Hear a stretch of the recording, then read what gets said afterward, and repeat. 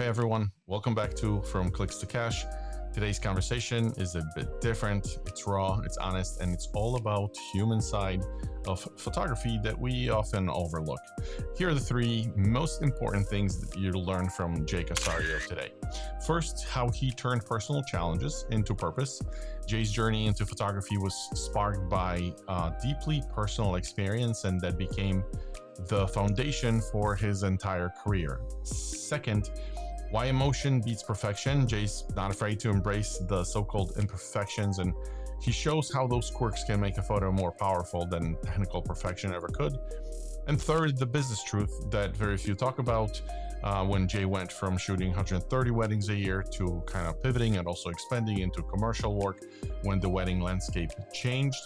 He's got stories about pricing mistakes, the anxiety of big shifts, and even how Facebook message from Leica CEO changed his trajectory at one point. Jay Casario doesn't follow the usual playbook. He experiments, he feels, and he builds art from moments others may actually miss. Jay, thanks for showing us that emotion, imperfection, and bold creative choices matter more than following the rules. Ladies and gentlemen, Jay Casario.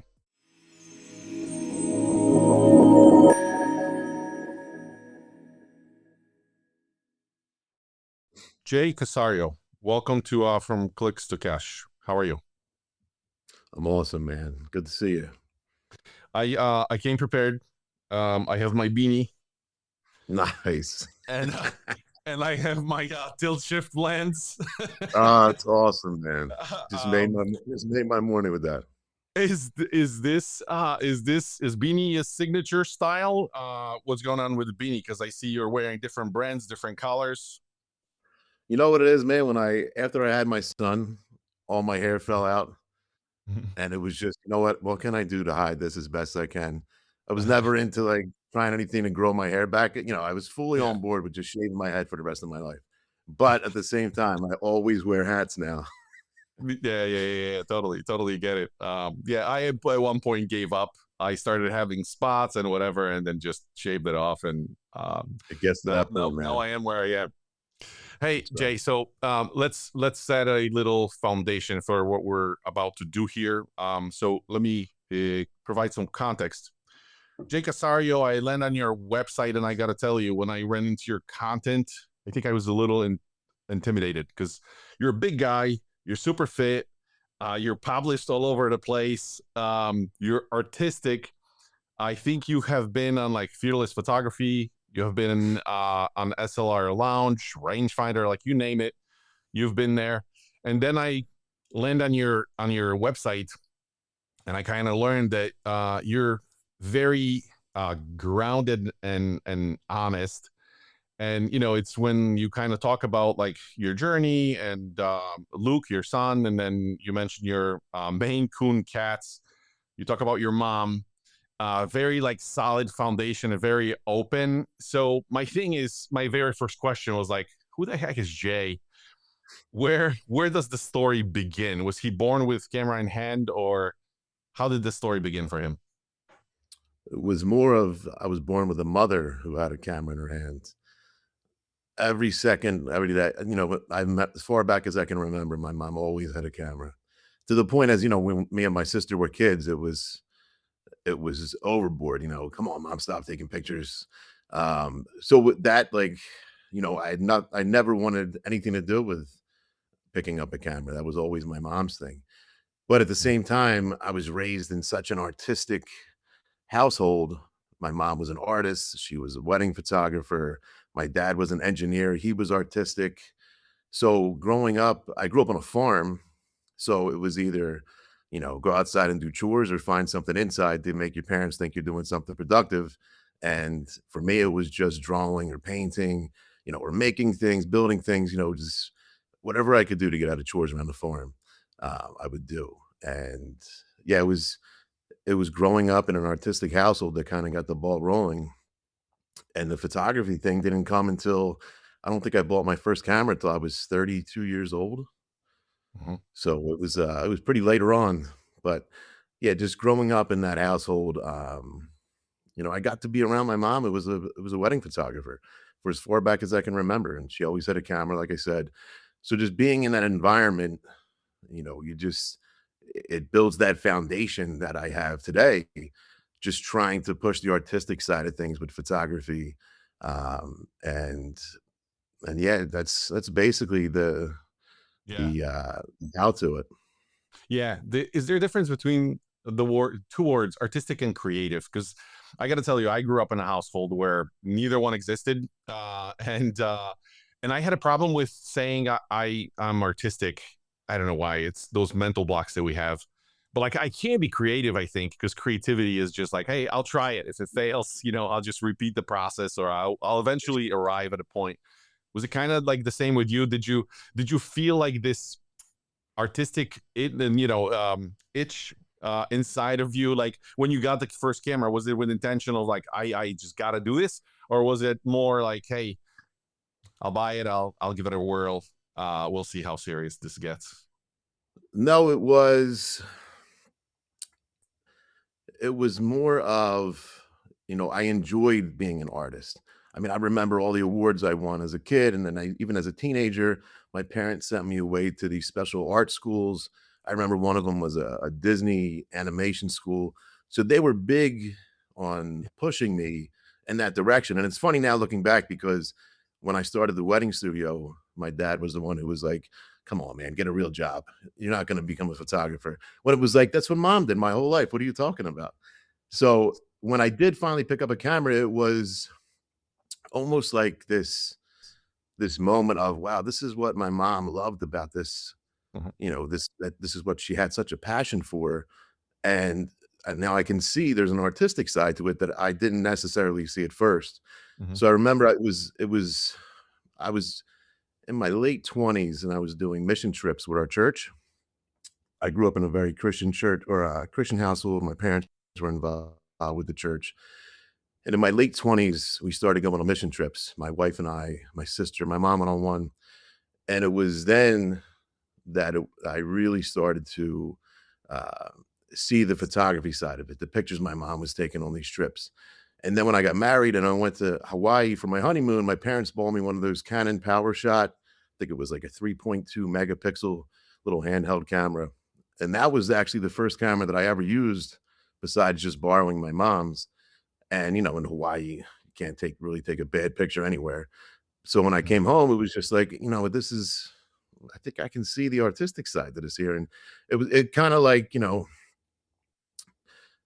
it was something I could see myself getting into. And ultimately that's what I ended up doing. Yeah. Was there a moment, so now you have the camera, you're starting to shoot, I don't know, were you just, I'm not sure where you started, like, was it an official wedding, was it just kind of small families, groups, portraits? But was there a moment where you kind of gained that confidence, where it's like, yes, this will work, like I can definitely generate income with this? There was, but that didn't come till later on. Basically what happened was, to make a long story short, when I was 33, Mhm, I had just started to get into photography. I was borrowing my mom's camera. She had a Canon DSLR. I can't even remember which one. Um, and what happened was, while we were away on vacation for New Year's Eve one year, when I was, uh, yeah, I think I was 33, my mom passed away. mhm, It was sudden. It was unexpected. She had an allergic reaction to some medication that she was taking, and it was an experience that, I never would wish on anybody. It happened right in front of us. So that wake up call of, the life that I had, thought was going to happen, you know, my having grandkids, my mom and dad always being there, them staying married for the next 30 years, this perfect life that I had envisioned, it just got shattered. So it was about within the first year after she had passed, I had been asked by a friend of my mom's if I was into photography, because she was going to photograph this woman's daughter, her wedding. mhm. So she had said, "Your mom had mentioned that you were into photography. I don't know if you are or not, but if you are, would you be willing to, shoot my daughter's wedding?" And at the time, I wasn't into really portrait photography. I was more into like landscape and architecture photography. But it was like, how cool would that be if I could photograph a wedding based off of it's a friend of my mom's. I did it for free. I put a lot of time studying it, leading up to it, preparing myself, and I brought my wife. She shot it with me, and I had a lot of fun. It was really cool being able to see something that my mom had such a passion for my whole life growing up, getting to see what she loved about it so much. And I think that's where it kind of like, hey, this would be really cool. How awesome would it be if I was to start doing this? My mom's not here to see it. She had no clue that I would ever even do something like this. And here I am now, I'm going on 12 years of running a studio, and she never got to see any of it, but it was based off of keeping, you know, keeping myself as close to her as possible through the things that she loved, getting to, step in her shoes in the beginning to see what it was like photographing a wedding. I mean, I remember seeing it as a kid when she would, let me tag along. And that's kind of what got the wedding started. It was never an intentional, I think I want to do weddings. I think, weddings are interesting to me. Let me give them a shot.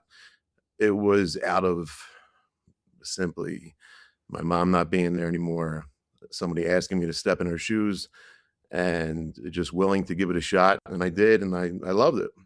And, once you shoot one wedding and you share it on social media and all your friends and family are excited for you, it ends up Yeah. leading to a few more, and then the next thing you know, you're having to make a decision, well, all right, if I do I wanna keep doing this or not? And I went with here I am. So so you have that first event you're prepping. I'm just curious because a lot of photographers and my self including, when I hear the word style, it's sort of like this fluffy word that we almost feel, at least myself, feel like you need to fit into. Like there's like a pre-existing thing that you have to match, a level that you have to hit. When so you're going out there shooting this for first wedding or first couple weddings, you don't have a style, right? So how did your right now your style is bleeding through your website, not only one website but two websites. It's pretty clear. I know, like you have presets that are available that people can look into. um how did that evolve, like with the style? Were you trying to mimic another photographer? Were you trying to look at your mom's work, or were you just winging it and you just arrived at a point? So it's funny, man, because the way that I approached it is the exact opposite of how I coach any young photographer or, teach photographers just getting into it, what to do.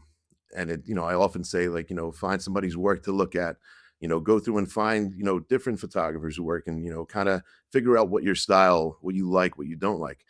When after I shot that wedding and I realized, hey, this was pretty cool. I could see myself doing this. Um, it was more of I really didn't know how to approach it. This was completely new. So rather than looking at other wedding photographers or looking at other, wedding photographs, it was in my head, let me just do this how I think it should be done. I want to Mhm. try to make it artistic.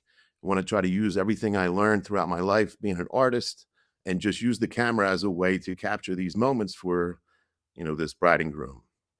So Yeah. it was simply of what building a style off of what I felt that it was in the direction that I wanted to go. Mhm. It was a lot of tweaking and, getting to know the editing style that I wanted to go with. And I still stick to a very similar style that when I first created it, going back 10, 12 years ago. Yeah, and it kind of worked to my advantage. That's what I was going to say. It kind of worked to my advantage because I wasn't comparing myself to anybody. I Yeah. wasn't there wasn't these photographers that I was looking at saying, "Oh, I can never be as good as them."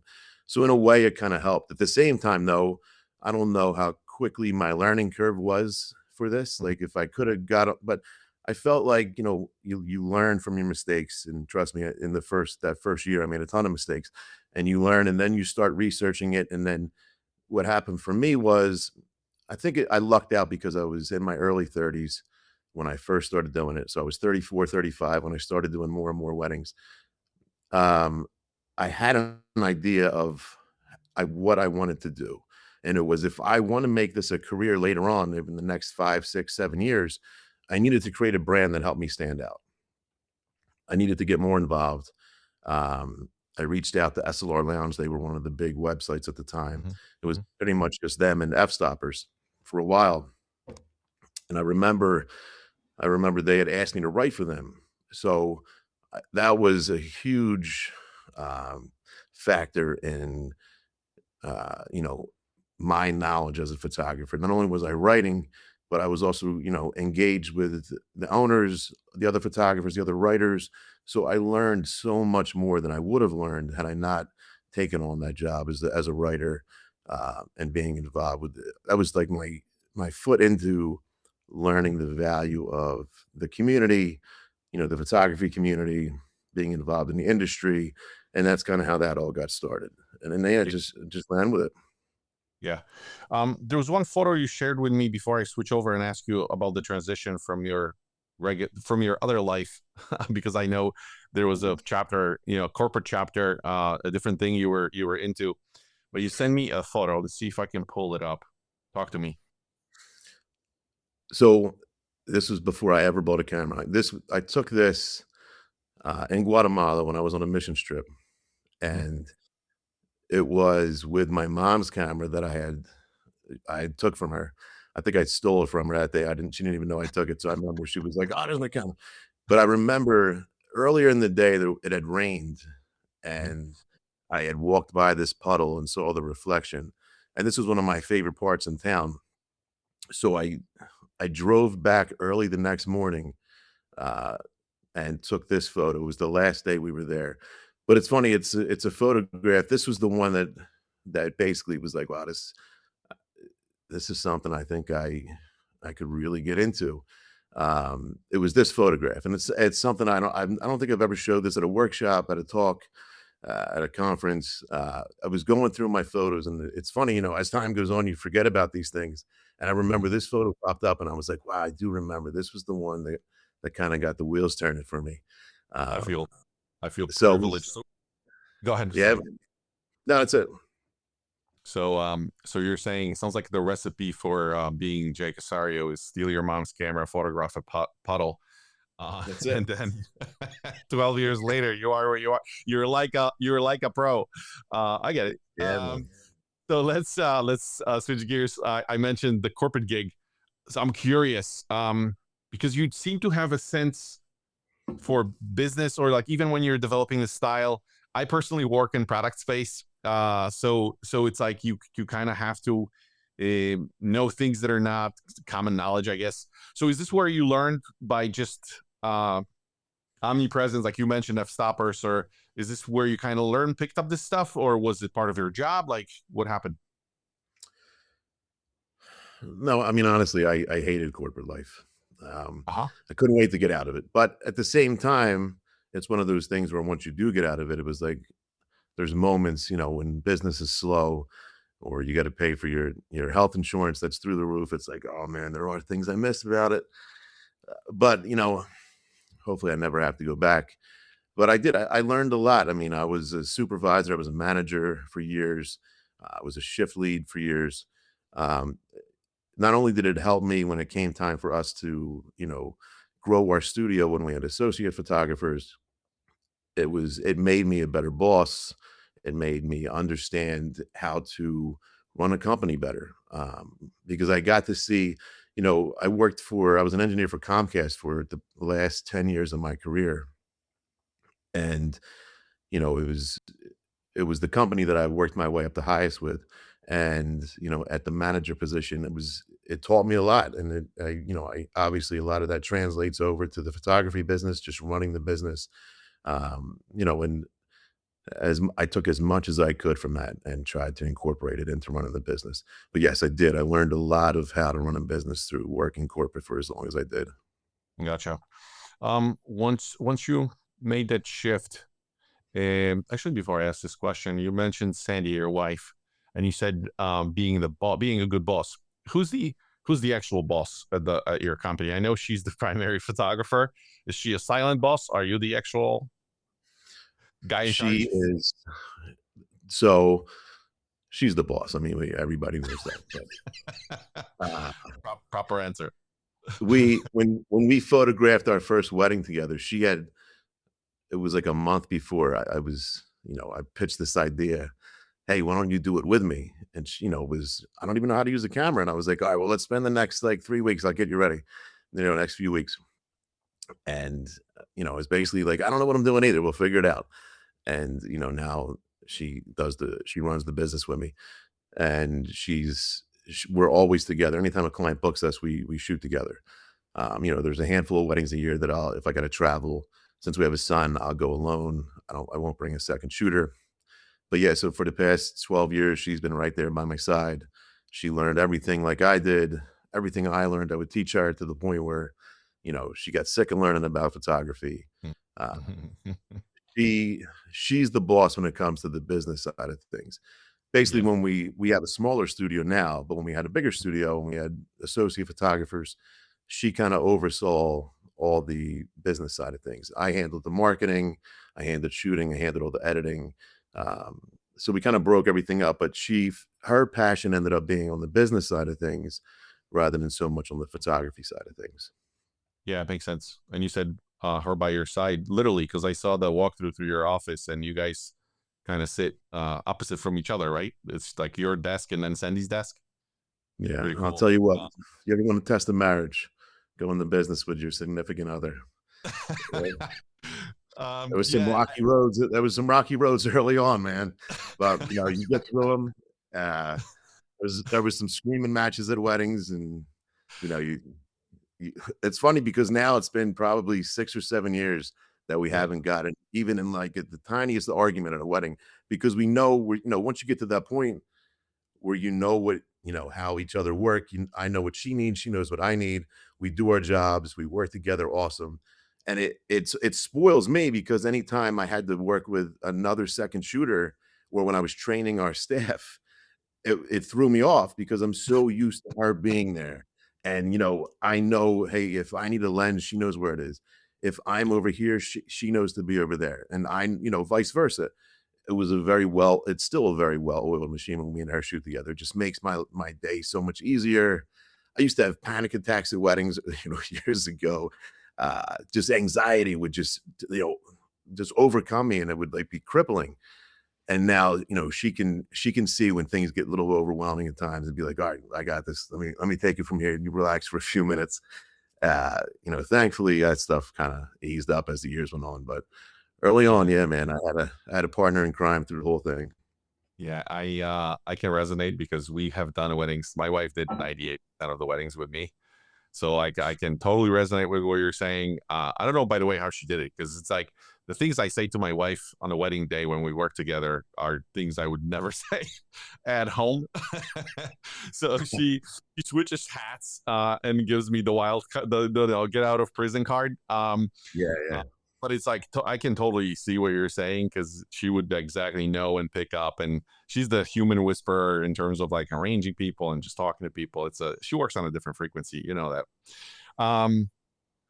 When you switched, so let's just one question still in this from this basket. When you switch, so like the corporate world, it's all about status game, levels, titles, money. You're switching over, you're more grounded, you have this photography business. Like I said, the website bleeds through just emotion and the person that you are. Did the definition of like success change from you? I don't know when Luke came into the world, and like did you adopt new values almost, or is it just about money? Yeah, so for me, money early on, money was the big reward to if I could turn this into a business. Obviously, it would get me out of corporate, sitting at a desk all day. I worked in a cubicle with no windows. It was just my goal was to use this more of like a chance to do something new. Once my mom passed, and it's this wake up call of how short life is. Um, you start to realize, you know, I've spent the last 15 years in corporate America. I've been an engineer. What am I going to do now? You know, This everything could be taken away tomorrow. So photography for me was a way out of corporate. Uh, my wife got pregnant with our son, I think just 2 years into us shooting weddings together.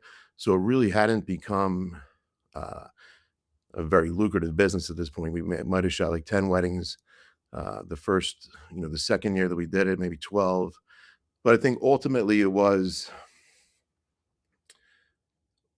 could I turn this into something that would give us more time as a family, not both me and my wife going off to full-time jobs and, dropping my son off at daycare.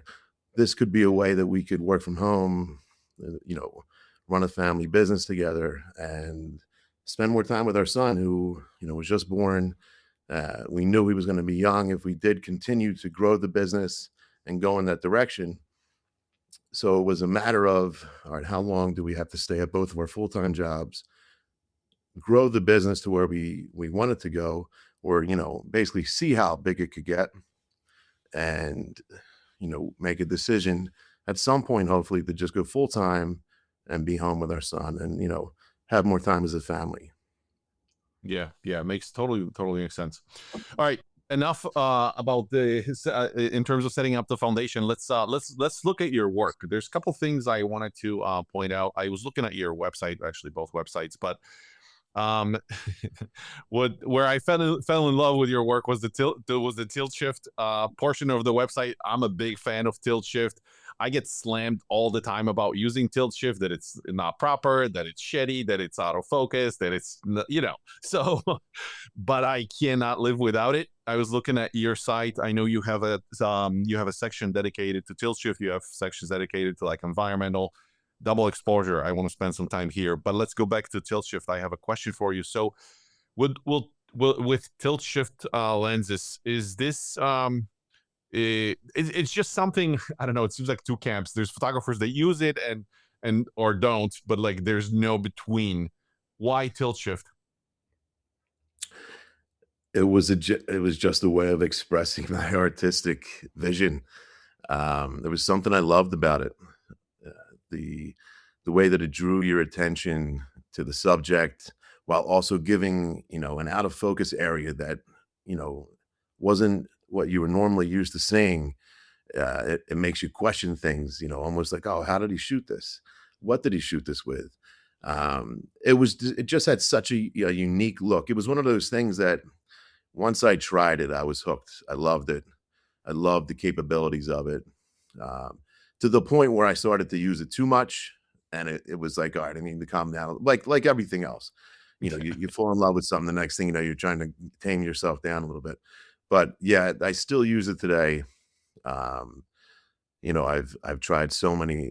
I've tried what my favorite for years was the 24 millimeter, just going really wide with it, and then I ended up going back to using the 45 Yeah. just because it was better for portraits, was not with not as much distortion. Um, but yeah, man, it was just the look, uh, even the way it handles flare, like the Mhm. one that the 45 that I have, everything about it, man, it just has a unique look. And no, it's not for everybody. I know Yeah. photographers who don't like it at all. Like you said, there's 2 camps, either you like it or you don't. But yeah, there was something about it that always drew me in. I loved seeing other photographers use it. Yeah, I gotta tell you, because maybe because I come from a product world, to me, I know a lot of photographers or most photographers do the online galleries and files. But like tilt shift allows you to immediately, I don't know what it is. Maybe it's just, oh, that's not me. It's now it's to us. but it's it can you can easily turn those photos into like art pieces and print them and just hang them on a wall and work is done. Like I always, there's always this back and forth between me and my other photographer friends. It's not proper. It's not. It's under. Maybe something's overexposed or underexposed, and it's like, dude, but just look at it. Like it's sometimes when you even like with some of the photos on your website, like you may miss part of it. Like you said, hey, it makes you question, or there's this curiosity, like how did he do it, or and it's to me, it doesn't have to be perfect. As long as it evokes emotion, I'm good with it, right? So I'm in the camp of the guys that are like, I don't care if it's overexposed, underexposed a little bit. I care about the final product, and I care about the emotion in the end. Are you and you seem to kind of be the same way just looking at your work. No, but I am, and I think that's when you have an appreciation for the artistic side of it. It's the emotion, it's the final product. It was the same, it goes the same hand in hand with when everything I learned about art growing up. Um, yeah, the flaws can sometimes be what makes the photo that much more special. It's one of the reasons I love to go out and grab one of my film bodies and go out there and shoot. I used to shoot a lot of film at weddings, and it was the same thing. The clients you know, who would have, use it as an add-on for their package and have me shoot film, they appreciated that it was those clients who knew, what they wanted and how special film can look with the imperfections, with the flaws, even if the focus wasn't nailed. It was just that, that artistic side of it. And I'm still that way today. I like the photo you have the cursor on right now. Yeah, the sky's blowing out for a lot of it. But I think once when I shoot film, and it's funny because when I shoot digital, I'm more aware of it. I try to keep things, my exposure correct. When I shoot film, it's like I don't care. And it's kind of like finding that happy medium um, of just getting the emotion, getting the final product that I want to get, that I have in my head, that I know the clients are looking for. Um, but yeah, that's The question that I have is, so a lot of times I see when I look at your work, you're experimenting a lot. You must be running a lot of the weddings because it's like you're shooting through objects, through plants, through, it's always like those two photos, utilizing the lamp, or like this is seems like this was a jog from where the client was to where you were standing. Is this what you do? Like, do you overshoot experimenting a lot and then just kind of picking from the what's available? there is a lot of experimenting. I I always admit that there's a ton of even when I do engagement shoots, and it's the first time I'm getting to work with the clients before their wedding. It's kind of like our introductory to each other and getting to know each other. I explain it to them that that the way that I shoot, there's a lot of experimenting. Hmm. Some of the shots I take might not come out, but obviously the goal is that they'll come out and they'll look at what I'm hoping they look like. But there's a lot of experimentation. I I landed. don't think what's that? No, go ahead, finish. No, I guess that was all I was gonna say. I landed here on this section while we have environmental stuff, and I was like, this is not Jersey. Or maybe is this the work that you capture like when you do workshops with folks, or like do you actually drag your clients to those random places, locations?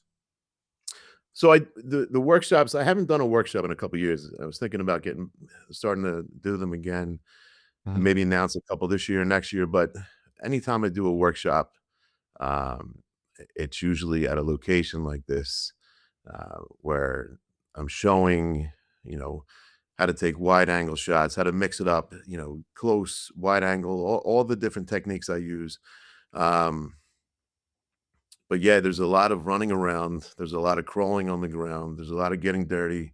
I love being able to show layers, foreground elements and shots. It just adds that 3D element to the photos.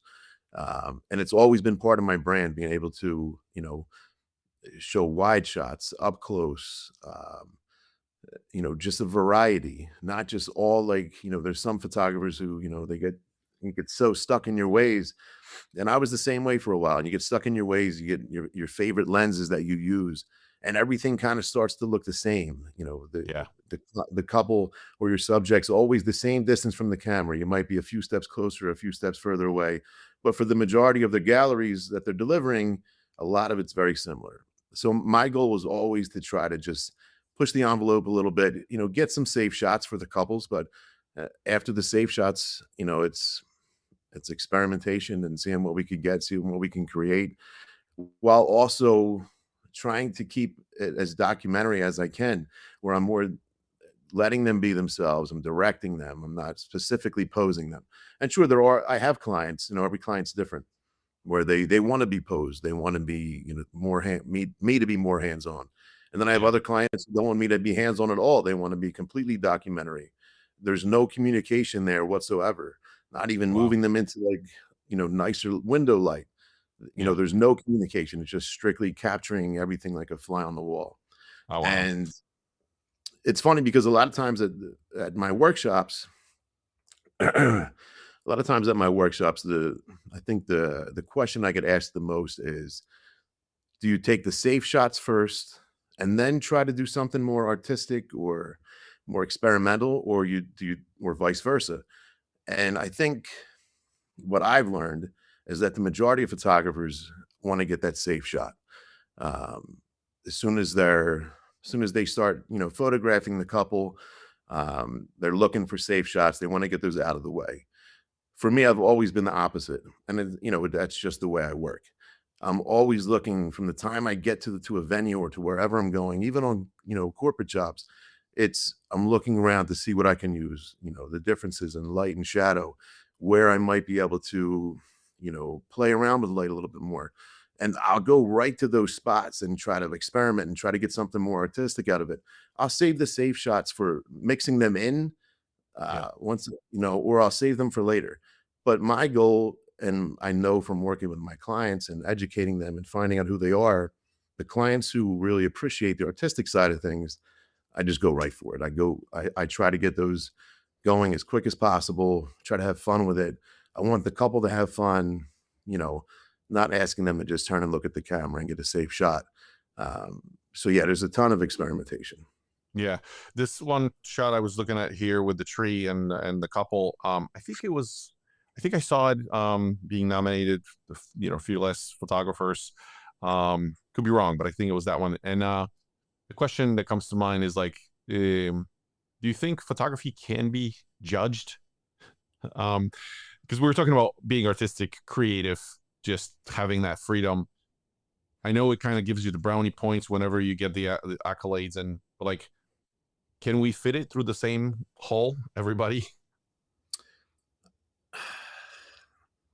It's tough, man. I know what you're saying, and I agree with you. I don't think you can. I was I did the award thing for a while, for a few years, where it was I thought it would help with marketing. I thought clients wanted to see that. They wanted to see, "Oh, oh, you won an award that, I'll definitely book you." It was that kind of mindset. I needed it to show off, not to other photographers or not for clout. It was more for my clients to see. And it's funny because, I would submit images to Fearless and other awards, but Fearless was my favorite one. I followed them for a while. I have friends who tear it up with Fearless. And the images that I won awards on were images that I kind of threw in at the end, and it was like, they're accepting 12. I can't find two more pictures. Let me throw these two in. And they would be the ones that would win awards. Meanwhile, the other 10 that I submitted were, to me, you know, these very artistic, emotional, storytelling photos that just I can see, maybe just to the judges, it didn't click with them. And I can understand that, but then that's the kind of the flaw with the rewards. And it's not to take away from it. Everything I see that, Yeah, totally. award-winning photos, they're incredible. I'm blown away when I see them. But it's also, you can imagine how many more are missed or aren't given awards that are almost just as good, if not better. But you're leaving it up to the judges to make Yeah, a call, um, especially on some of your more artistic shots. It's something that I guess maybe only you and the client can really truly appreciate. But true. yeah, there's a little bit there that Y- I don't do the awards thing anymore. Uh, I'll submit every now and then to Fearless if I have a photo that I'm like, I think this will win. And but that's about it. It becomes too time consuming. I always, dreaded having to submit to awards, and I was trying to get them. So yeah, it makes life a lot easier not worrying about it. yeah, yeah, makes sense. And like I said, not to take away, like, using your words from Fearless, for example, because the type of work that they present, show, and share, it has to be certain level, so they don't just accept anybody, right? So They don't pass out those awards left and right. So totally agree with what you're saying. Um, and it's more. I'm asking more for to provide context more for people that are like starting out and they feel like they need to fit certain mold in order to like get creative or get going, right? Because there's this constant comparison, especially at the beginning in the game. So it's basically to say like, yeah, just go out there and shoot. Don't worry about the awards, especially at the beginning. No, in In the the game. beginning, you don't in the beginning, you don't wanna hear that. I remember seeing both sides of it in the first few years that I was, really getting into weddings and photography. I remember, there was a handful of photographer friends that were into it, a handful that were completely not against it, but just didn't see the point of it. And it was, how's it gonna benefit me winning an award? While the other ones were using those awards to, help them with marketing, getting it out there to clients that they're award-winning photographers. And I got to see, I could see both sides of it. So I played the game for a little while and, won some awards, different, uh, you know, different competitions. Mhm. And, it's time consuming. Uh, I noticed that clients really, the majority of them, they didn't really give a shit about it. Yeah. It was more so other photographers, and that wasn't the clientele that I was trying to book for weddings. I know a lot of wedding photographers, that is their clientele. For me, it's not, and it was just I needed to book clients that had an appreciation for art, and it would show through in my work whether I won an award or if I didn't win an award. So I hope that, if anybody, early on is trying to make a decision to start submitting to these type of awards. I think it's a good idea. I think it's a good idea to follow along to see the winning images, because the winning images, I mean, there a lot of them are incredible, and it Yeah. just gives you ideas. It gives you something to shoot for to get to that level. But no, I don't necessarily think you need to be showing off awards to book more clients. I think you can get away without that. True, agree. Double exposure. I have a confession to make. I've never tried, never did it. I think of it more, if I have attempted, it was more in terms of like maybe composites. So it's all like Photoshop work, but like I never did it in camera. I'm assuming this is in camera work. I'm pretty sure that everything on that gallery was in camera. It's very For some rare reason, that I would take them into Photoshop sometimes and clean them up, yeah, but for the most part, everything on there is I need to update that. It's I haven't updated it in a while, but some of these shots or all these shots, I mean, were in camera, um, a lot of thought behind them, and it was usually at a time in a wedding where I had downtime to really, piece things together. I think right now the reason I don't do them that often these days is because I feel like I don't the way that I shoot now, I don't have as much downtime. Even at mhm, slower weddings, I'm always moving around trying to do something. So it's more of an afterthought, like, I'll see something and I'll shoot a silhouette and I'll be like, oh, that would have been a nice little double exposure there. yeah, But yeah, nah, I didn't think of it. So anytime yeah. that happens, it's always a reminder for next time. Hey, let me try to remember this next time. I think I could be cool to do another one. But yeah, it's very few and far in between I do these anymore. So for all the rookies out there, including myself, how do you do a double exposure? So with the Canon camera, I think most of them now they have an option. And what it does is you take a picture of, say, you know, like for this one here, I took a picture of a horse silhouette with the sky behind it. And then what it does is in the settings, you choose double exposure and it has an overlay effect. So you Mhm, take the silhouette of the horse and now it has that in the background when you're using live view, and you can kind of see if you have the couple in front of you like this, you can kind of see how they're going to overlay, and then you mhm. take the picture, and then it automatically combines the two of them into a composite, and you can see where your flaws are. If you mess up, you can shoot it again. I mean, trust me, this is the same thing. It's always an experiment. I've taken so Yes. many of these that did not come out, that look terrible. Yeah, yeah, totally. These are the handful that actually succeeded, and I actually pulled them off. But yeah, for the most part, I've taken a lot more than this, and they haven't come out. So this is Yeah, yeah. double exposures are usually a big experiment. Sounds like that sounds like tilt shift work, where you Yeah, have but to throw out 80% of the work. it's fun, right? It's what keeps us on our toes, man. Absolutely. Absolutely. I feel challenged. Let's switch gears. So when things are good, things are good. Business is good. Money's flowing in. Clients are knocking on the door. But what if it gets slow? Let's talk about some couple challenges. So um, I don't know if things get slow in your world anymore, but when they used to get slow, um, were you challenged ever? Like, should I go back?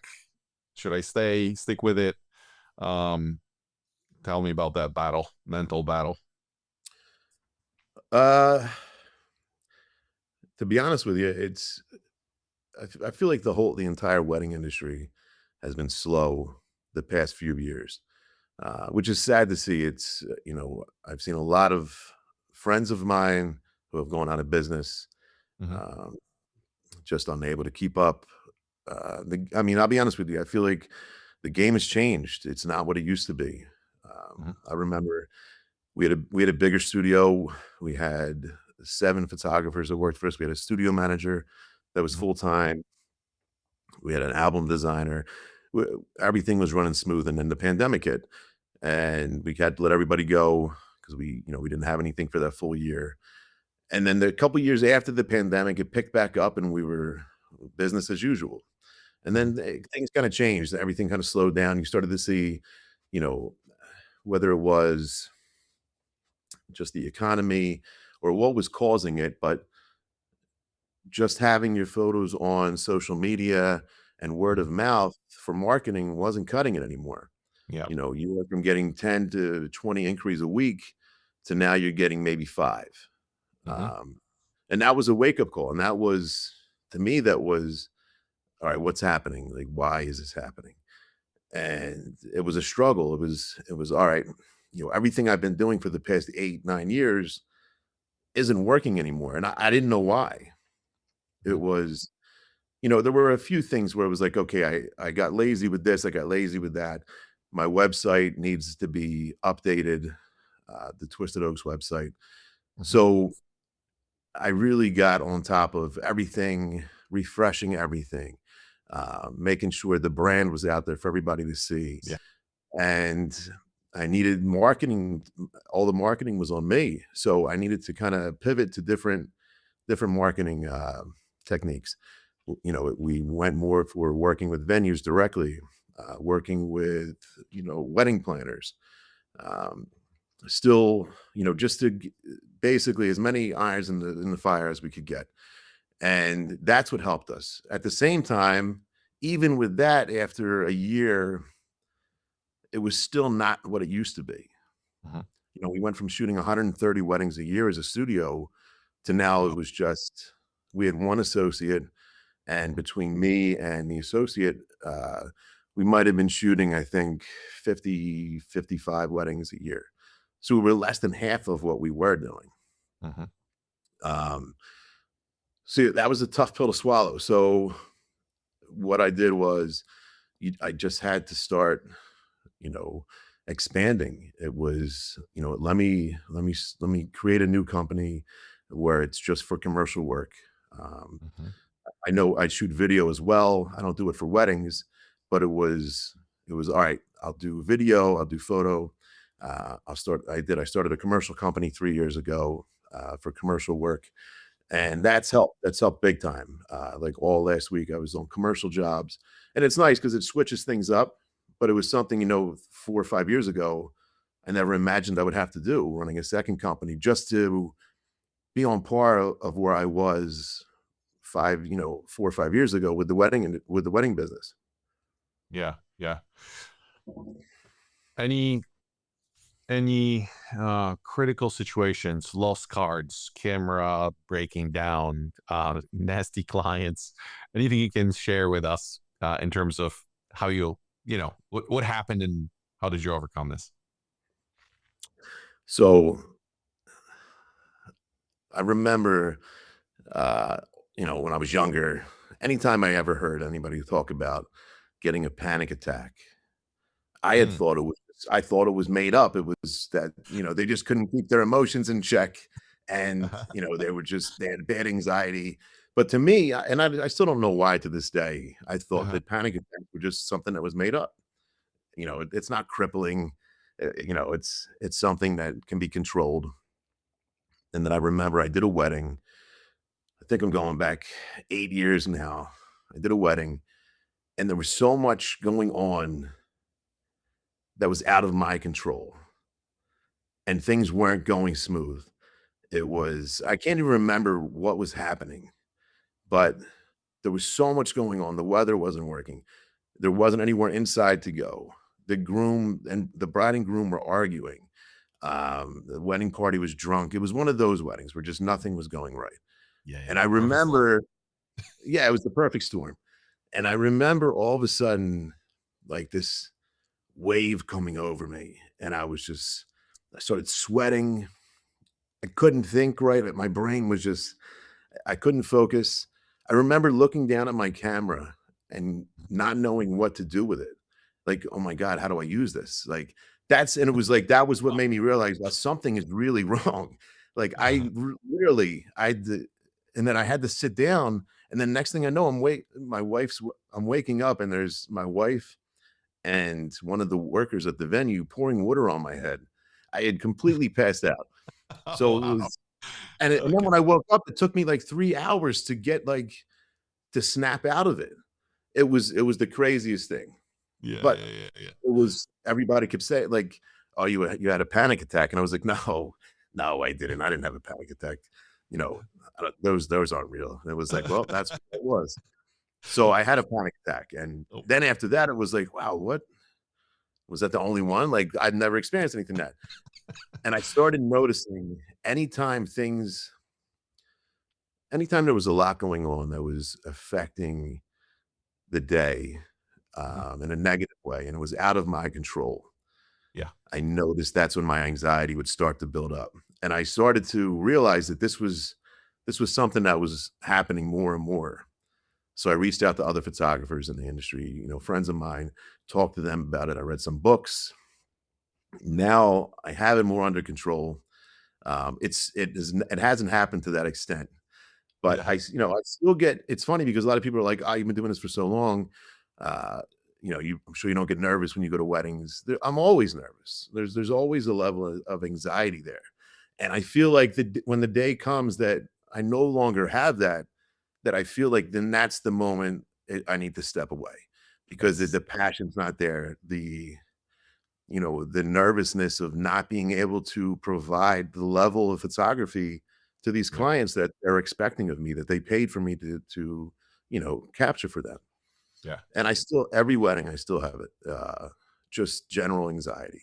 Once you get there and you're moving around and the day gets yep, started, you don't have time to think about it. It's gone. It's just, the build up to it, the night before, the morning of, even the ride to weddings was, the majority of our weddings are, an hour and a half, 2-hour drive. It's a very silent car ride. yeah, I'll see photographers who are jamming out to music. They got yeah, Rage Against the Machine jamming and they're, yeah, yeah, yeah, rocking out. And it's like yeah, if you saw a video of me on the way to a wedding, it's literally just like this, watching traffic. yeah. Radio's It's really low. So Yeah, yeah, it's so fun. It's it's so funny, funny man. that you say that because I remember, I don't know, it was like year 7 or 8, and I'm like, when is this anxiety shit will finally like go away every morning? It's like just I would be just so sensitive before every wedding. Not the night before so much, but like in the morning. But it happens with me all the time. Even like preparing for like this session interview, my wife wanted to talk to me this morning. Well, sometimes I'm like, don't like my, I have to preload my brain, and I'm just in the space, and until like we start and I hit record or you hop on or with weddings, same thing. I arrive and literally like you click the shutter, you look at the back of the camera, you're like, all right, I'm home now, I can work. But Right, that's exactly it. you know, And it's funny, man. It's funny that it's something you don't ever think about. In your mhm, head, you're like, "Oh, in the early years, I'll work my way out of this anxiety in a couple years. I won't have this anymore. I'll be more yep, comfortable." And it doesn't have anything to do with being comfortable. It has to do with the pressure that's on you Yeah. as a photographer. Yeah. And, when you're in the moment and you're doing your job, you don't think about that. You're just doing what you do. Totally. And it's the like you said, it's the moments leading up to it that pressure just builds, and it's a good pressure. It keeps me locked in. It keeps me on my toes. There's so much troubleshooting that goes on during a wedding day where decisions have to be made on the fly. There's no time to think about it. You just have to make them and go with it, and then adjust with whatever the outcome is. One time we were Those in are a those are the things that I've just gotten better at to help with it. yeah, one time we were in the church. It was August wedding probably, and no AC, small church. And first brother of the bride drops, and then the sister, and then the bride, and then somebody in the back pew. And dude, I never lost consciousness at the wedding, but I got really close on that one because, like you were saying, it was just a lot of pressure. I'm like, am I like next? Because you're constantly moving here, there, whatever. It's hot and can't barely breathe. So I Yeah. did get close. Hey, I'll ask you just maybe two business questions. So, in terms of a lever in your business right now, like where do you apply the most focus? You're probably all over the place, but like, is it the social media marketing, this stuff? What do you think helps you? Like, where are you focusing to make sure that the business is operational going? That's a good question, man, because it's still something I'm struggling with right now. Is Uh, it diversifying? Like you mentioned the corporate kind of branch, right, of the business. Because in a way, like when I look at your world, there's probably some affiliate work going on. There's Leica, there is corporate work, there's their weddings, their workshops. So I don't know, maybe it's a combination. Sometimes I try to figure it out, for myself. the thing that happens is, or at least that's what's happened with me, is you get busy with all of these things, and they're great opportunities. They're things that, like the ambassador program at Leica, that Mhm. was something early on when I was, just thinking about doing weddings. Like, just being in my head, it was just being a full-time wedding photographer was like a dream I looked at, to me, that was so far off in the distance. It was something that was unachievable, to run my own business and be successful at it. Um, but I don't know how to explain it. You get busy to the point where it's almost just, it goes back to that corporate life of just a daily grind, and Mhm. you're doing a little bit of everything. Yeah. I was doing stuff for Leica, I was doing stuff for Sigma, B&H Photo, and then, all of that stuff doesn't really help the wedding business per se. It's not helping me gain clients. So Yep. then it's, trying to stay on top of all that, the marketing, then shooting weddings, shooting engagement shoots, doing the consultations, and, getting to know the clients.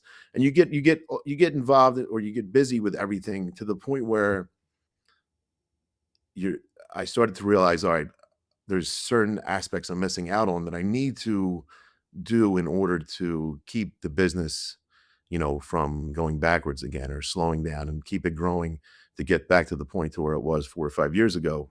And it's all the things that I hate doing, like reels on Instagram, taking more videos behind the scenes, Yeah. stuff like that. When you're busy, it's like, in your head, it's almost like you think everybody else can see how busy I am. And that's gonna help me book more clients because I'm so busy. I'm always busy. My work's great. But nobody can see that. So, especially in today's world, now you have to show that to the world to let them know that, hey, I'm here. I'm still doing everything I've been doing. But the game's changed so much that I need to present that to you in a way that, I'm still here. You know that you can book me still. I'm still doing weddings, even though I'm doing commercial stuff. Yeah. Well, like, for right now, trying to do everything I can to keep the wedding increase coming in, because that's still my bread and butter. It's still what, puts food on the table for my family at the end of the day. Um, it's I'm still trying to get those things going. Like, even Yeah. just this week, it's like, all right, tomorrow I'm gonna put a reel up. I'm gonna start showing more of my personal life. And I have shown glimpses of it, but it's just something when it comes time to do it, it's like I could find any excuse in the world. It's like homework when you're a kid. It's like, "Ah, I gotta edit a wedding. I don't even need to do it, but let me do that instead of shooting a video real quick." Even Mhm. just a 10-second video. Uh, Yeah. so yeah, it's interesting because now it's just so much. Before I felt like as long as I was busy, I all the clients that I was potential clients were coming from word of mouth, coming from social media, and that's not enough anymore. It's simply not. You're not going to book up that way. You're not going to stay busy that way. Yeah. It's So almost you like need to do all those other things. somebody, I think it was one of my coaches said, don't focus so much on the output because I got myself into this being busy. And he's like, it's all about the outcome. Like, make sure that when you're turning the dials, that it actually makes sense. Being busy is not good enough. And I think I appreciate this feedback because it's like you were, I'm going to totally go on a tangent here, but like, at one point you were featured in the magazine as a bodybuilder. That takes a lot of discipline, a lot of work, and I just wanted to like broadcast this warning to anybody that's starting. Like, this business is not for the lighthearted. Like, you actually have to work your butt off a little bit, right? Like, not a little bit, you have to work. The money will just not flow. So yeah, no, that totally makes sense. um I'll ask you about the price. Were you at the beginning like heavily underpricing yourself? Did you ever hit that like dilemma? When is the right time? How much? Do you question your pricing even right now? Like, should I just double it, decrease the amount of clients and make up money that way because I'm so busy somewhere else? Um, Tell me more about that. No, it's a good question, man. Because I do still think about it probably more than I should. And Yeah. especially with the wedding industry being the way that it is today. Mhm. Oddly enough, and just from the photographers that I have friendships with and the photographers I follow, their acquaintances, I can see who's still being very successful, and I can Mhm. see where the most oversaturation is, where those photographers are struggling more. And it's to be honest with you, the higher priced market seems to be seeing more success because there's less saturation in that part of the industry than there is for those that are priced in the mid range of $3,000 to $4,000, um, or even lower than that. I'm not, it's when I first started out. The first wedding I did for free. Obviously, I didn't know what I was doing. The second wedding, I charged $500, and then the third wedding, I I just went for it. I charged 1,000. I thought that was amazing. And then it slowly progressed, and I remember I got to the point where I wanted to charge $2,500, and that was the year I think I that was my first real busy year, but I was Mhm. still charging, barely enough to make it, you know, after taxes and expenses, there wasn't much to bring in. So that, obviously I had my full-time job, my corporate job on the side, but um yeah, uh it was just something that, oh, man, I don't know how to put that. No, for Go me, ahead. I gotta tell you, maybe it'll spike a thought, but the thing is, I don't know what the formula is. Somebody at one point, because I was just winging it at the beginning, so I was just figuring out prices out of thin air. But the thing is, I was at one point. Remember, I was talking to my wife, and I'm like, oh, I'm super stoked because 95% of the clients that are coming in, they're like booking, and I remember being excited about it. And I think it was like 2 years in a row or something, or two and a half.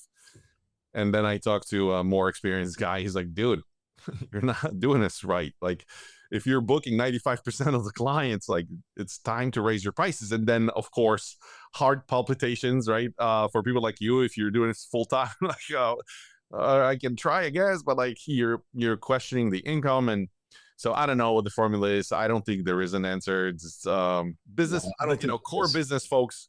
Sorry, core business folks would say whatever it is, 70%, the magic number, 60%, and then just keep raising prices. I don't know.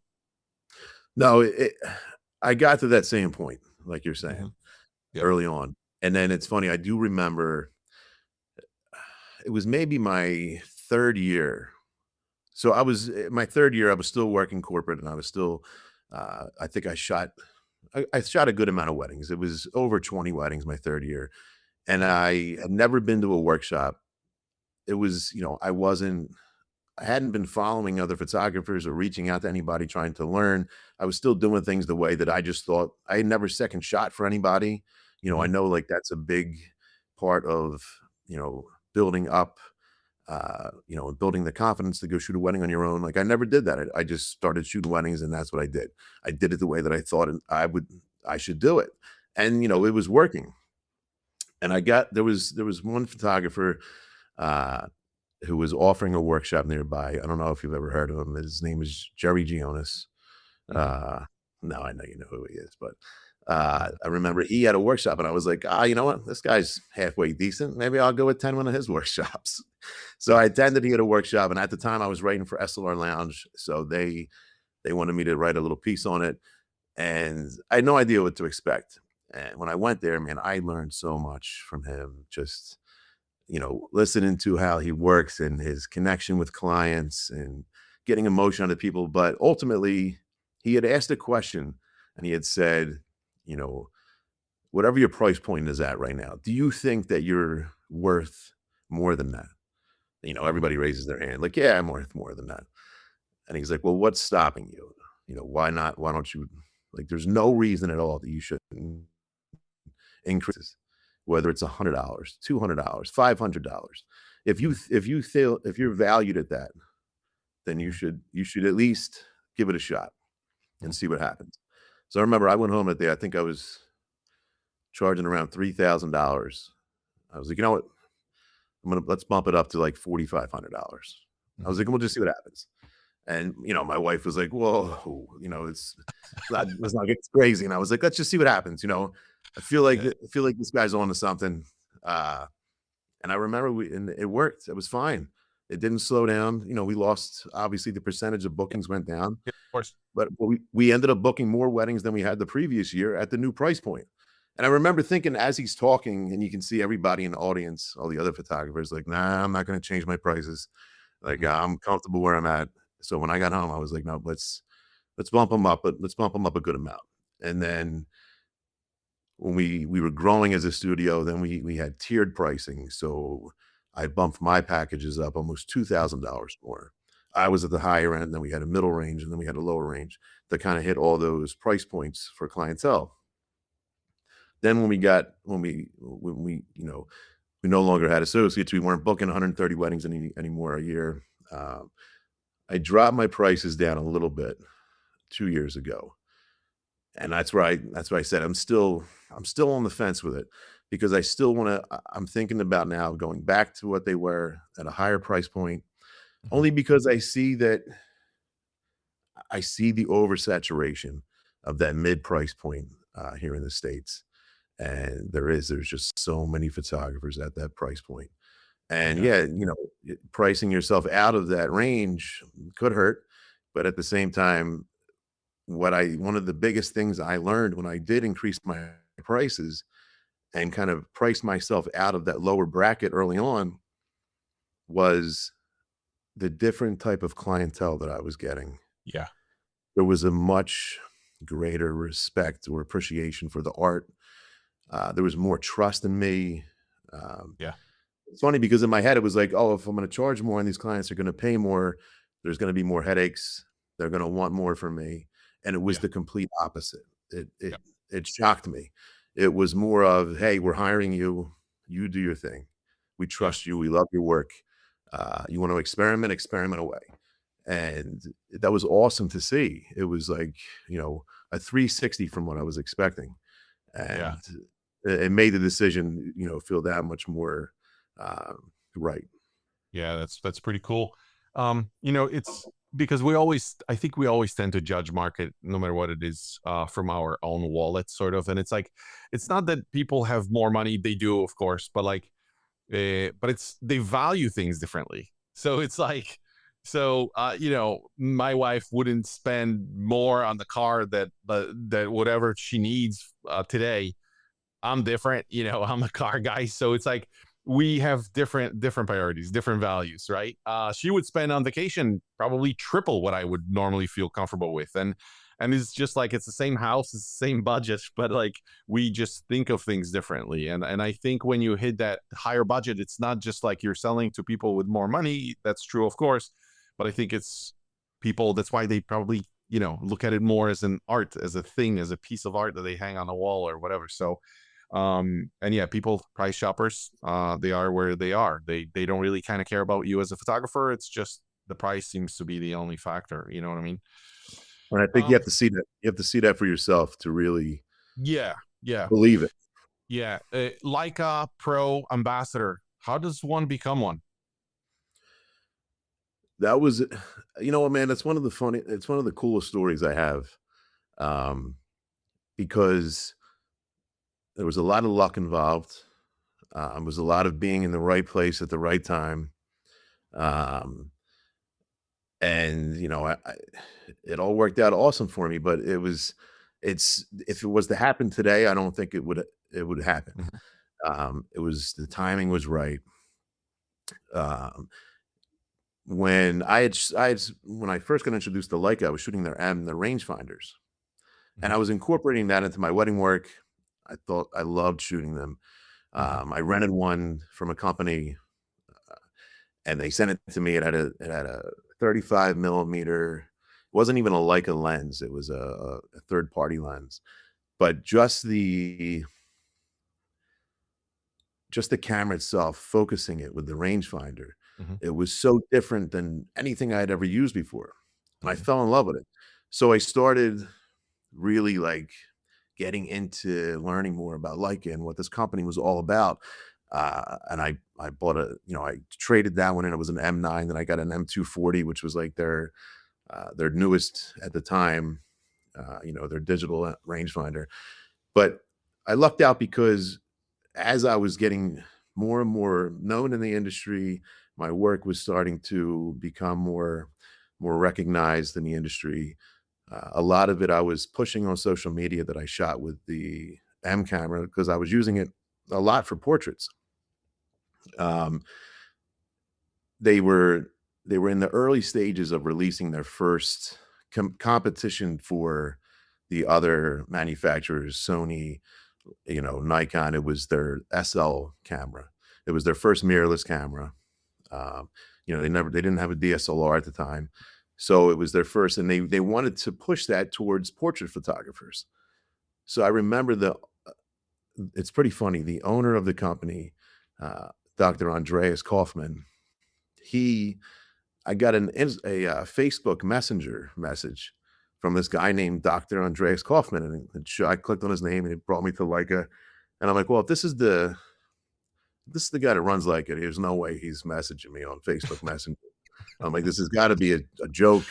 Like, somebody's messing with me. And he was like, hey, I see you write for SLR Lounge and other websites. I really like your work. If you ever need anything, let me know. I can get you a camera to test. Anything you need, let me know. And I was like, wow, I reached out to other people saying like, hey, who is this guy? Is this guy for real? Like, and yeah, it was really him. So then he had said, hey, it wasn't, I'm pretty sure it was, they had this one expo in New York, at the Javits Center. I can't remember the name of it. mhm, Uh, but anyway, they had a table there, and he was like, hey, all of our marketing people are going to be there. So Andreas was like, hey, reach out to this guy. He's the head of marketing. He's going to be at this expo. Go see him. So I remember I went to the show specifically to mhm, try and meet this marketing guy. And I remember walking up to him and introducing myself and saying, "Hey, I was told you know, to sit down and have a talk with you and see if we can work anything out. I'm a writer, I'm a photographer." And he was like, "Oh, who sent you?" And I told him, and he didn't believe me. He was he was like, "Well, there's a lot of Dr. Andreases that work for the company. Which one is it?"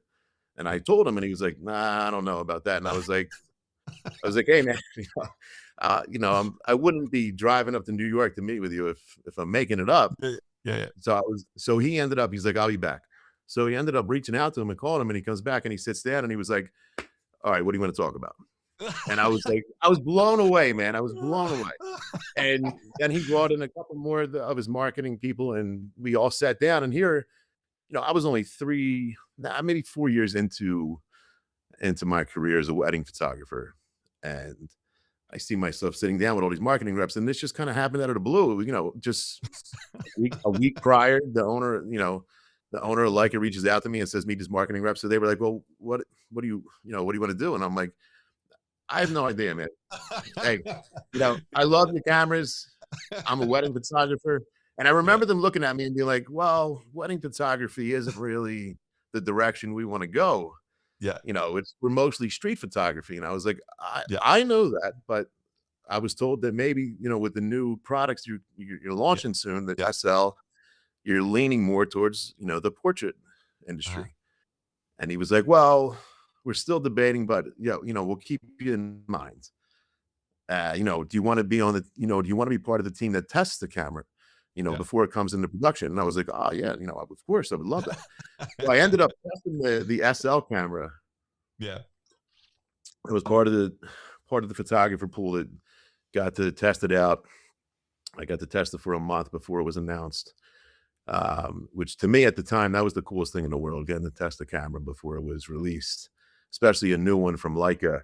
Um, and then it was funny because it was a couple months after I just wrote a review, and in my head, I thought that was it. I was just going to write a review on this camera. That's really Yep. all uh, Andreas Kaufman wanted out of it.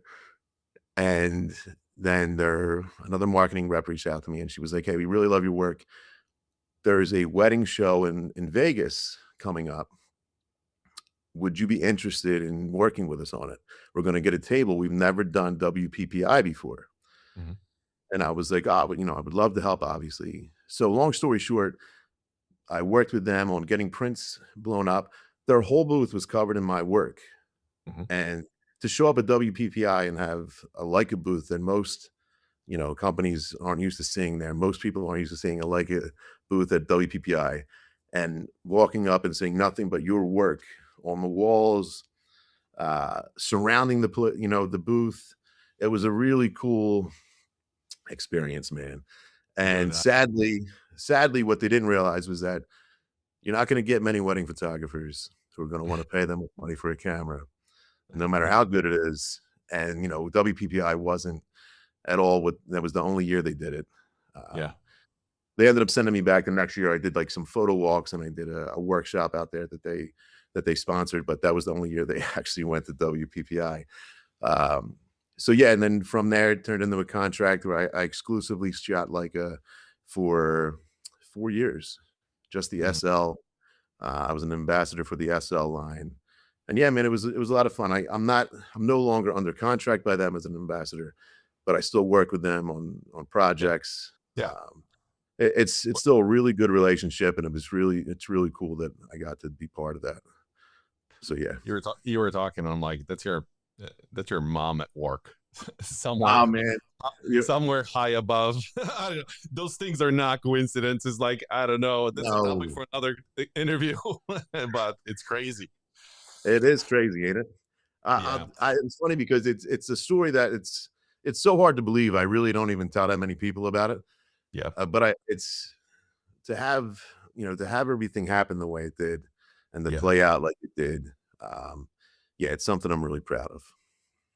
Totally cool. All right, quick fire. So those are random questions. Quick answers. If we get stuck, we'll just move on to the next one. They're really not related. It's just more about who Jay is. So first question is morning light or overcast? What's the preference? Morning light, any light. Quiet, I hate no.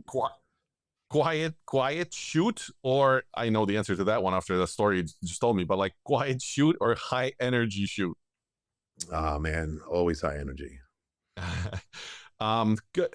I have this question: color, black and white. I think it's color for you. I don't know, but like, do you like black and whites, or do you kind of do them because you think you have to? I love black and whites. Um, Cool. it's it's a shame because I've almost forced myself in the direction of not liking them. Uh-huh. Uh, I've shot some of Leica's monochrome cameras that only shoot black and white, but it's funny being, doing the wedding photography thing for as long as I have now. I would throw one black and white photo into the gallery, and without a doubt, almost every time I would get an email. We're in love with the photos. Is there any chance you could make that black and white photo color for us? And it was like, I try to explain to them, like, it looks better in black and white. That's the whole reason I went in that direction. The colors are a distraction. And then it's always, well, can I just see what it looks like in color? So then it turned into I rarely deliver any black and white unless the client specifically says, like, and I always ask them, like, hey, what are your thoughts on black and white photography? Um, Unless they specifically like that, 90% of them will say, I will just take all color. Personal And work. Oh, sorry. no, good. Personal work or client work?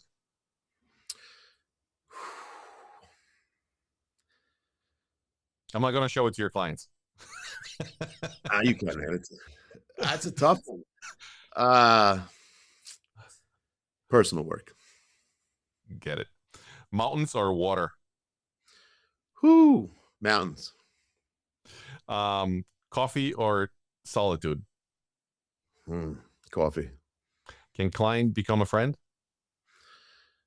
Man, it's funny. Some of my, two of my closest friends were past clients. Oh, wow. Wow. I That's really, awesome. it's really nuts, man.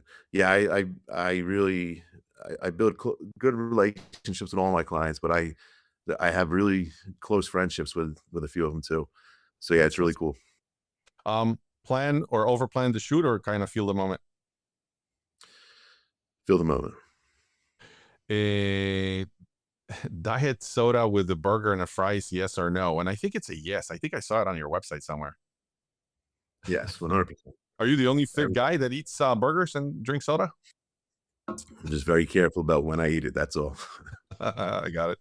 If you were able to retire today, money wise, would you still do photography or 100%. build a log cabin?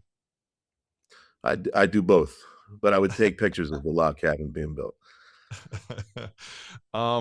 Do you trust kind of plans or trust the detour more? So it's like having faith in what's happening. Hmm. Trust the detour. Do mistakes scare you or fuel you?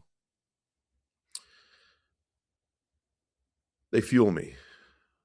I might And get what anxiety from them, but they fuel me. get it? If clients said, "Shoot my wedding on a Polaroid," would you flinch? I'd flinch, but I do it. I I felt like it could. The last one is, and this is where we're gonna finish. But let's say one of your past clients, now friends, approaches you and goes, "Hey Jay, I have 3K. I need to build a photography business. Where do I start? Do I rent? Do I spend this on Facebook advertising? Like, what do I do with this money, or do nothing? Just maybe rent a camera and just kind of start slow. Like, what would your recommendation be to somebody that's starting? Buy a cheap camera and then invest the rest Use in one, like a education. used camera. Yep, use one.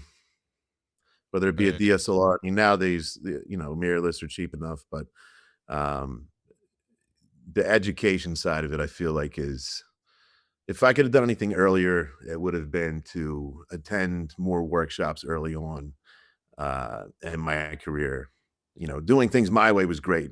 It's what ultimately led me down this direction and gave me the brand that I have, and everything worked out. But I can see how easily that wouldn't have worked out, and there's been a lot of mistakes from it.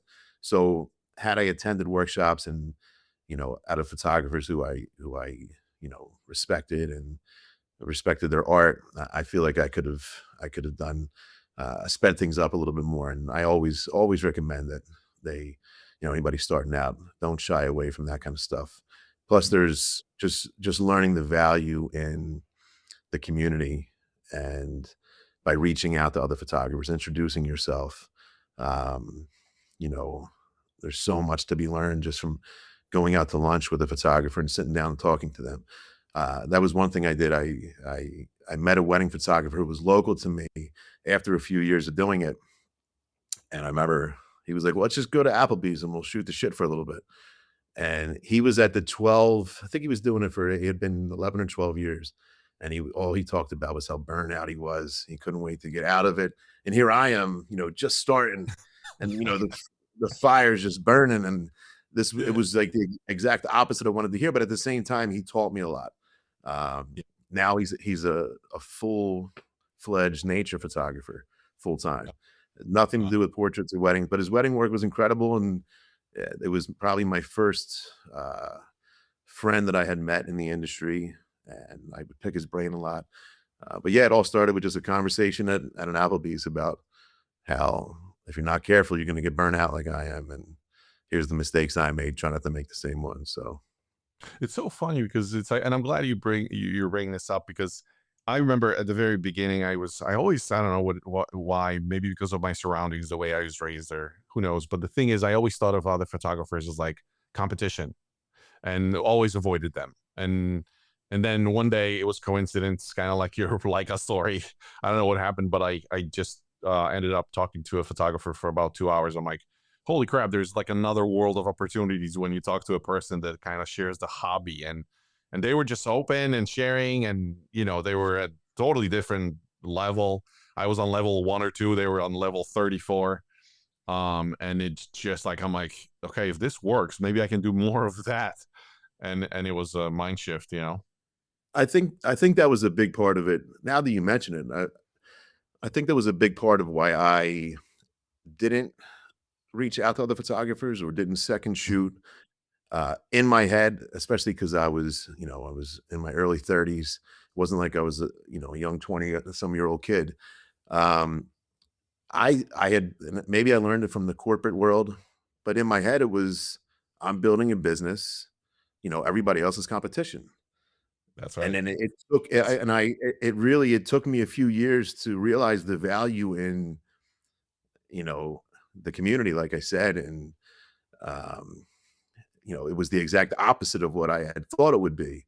It was like, Yeah. "Oh, yeah," answering questions and, "Oh, you don't mind me picking your brain? Like, these are your business secrets. Why are you sharing them with me?" And it was like, "No, we're all here. There's plenty to go around, man."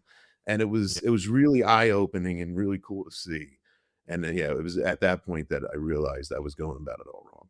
In my case, it actually saved my ass because during COVID, when I got hit with COVID, I could not do a wedding. This was the first and the only wedding I could not perform at. I was just flat on the floor, not able to like move. Right. And it was the network that saved me. I just reached out to a bunch of guys who said, "Hey guys, I need you to just make this lift." And man, they showed up. So it was phenomenal. Awesome, man. Um, I'm gonna go back here and ask you a question. Go to the website. Where can people, as we're wrapping this up, where can people find you? So I know you have two websites. You have your personal Jay Casario website. You have Twisted Oaks. This is for more wedding couples, I would assume. Um, Yep. is this the landing place for photographers? Anybody interested in your work? I'm sure wedding clients can Yeah, find you through this. You must have a contact form here as well. yeah, anybody who wants to see more about my work or reach out, or I would go to my personal page. There was something about eh, educational workshops. Didn't you have one? Are you planning one in the future? No, I had one I was gonna do last year, and it fell through. Yeah. Um, it ended up, the tough part is when you're having a slow season, Mhm. it's tough to kinda plan things out, because if you Yeah. start booking for around that, booking dates or have potential to book those dates, and you almost wanna jump on them. Where before it was like, "Oh, we were shooting so many weddings, it didn't matter. I could take off a few weeks and not be a big deal." So, a few photographers reached out to me actually just a month ago, right before the Mhm. new year, saying like, Mhm. "Hey, what are your plans? Do you plan on, hosting anything?" And Mhm. it was nice to see. It was nice to hear because, I haven't put much thought into doing any, but I used to love doing them, man. We had so much fun. It was more like a retreat. I would have other photographers that I'm friends would come and, speak, Yes. and Yeah. it was just trying to give as much value to the workshop as I possibly could, while Yeah. making it almost like an adventure in the mountains. And I always tried to pick a new location. So I had a few photographers, hey, like, what are you planning? And yeah, it's starting to started the wheels turning. And I think I'm going to try to get something going, either for the summer or in the fall for this year.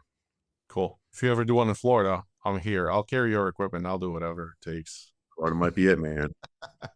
um, Haven't been to Florida Jay, yet. Jay, uh, thank you for being so open and providing the ability for the new wave of photographers to have an insight into your world and I guess world of photography. I just wanted to wish you best of luck to you, Sandy, and Luke, and your Maycoon cat. Right? There's still one, I still I got one. believe. Yeah, yeah, yeah. My wife heard. She's like, "Oh my god, I want to see one." I would so honestly, man, I would get another one in a heartbeat, but I have 2 huge Great Pyrenees farm dogs, yeah, and, yeah, yeah. I don't think it would work out. It was an absolute honor, Jay. Thank you. Hey, man, I appreciate it. Awesome talk. All right.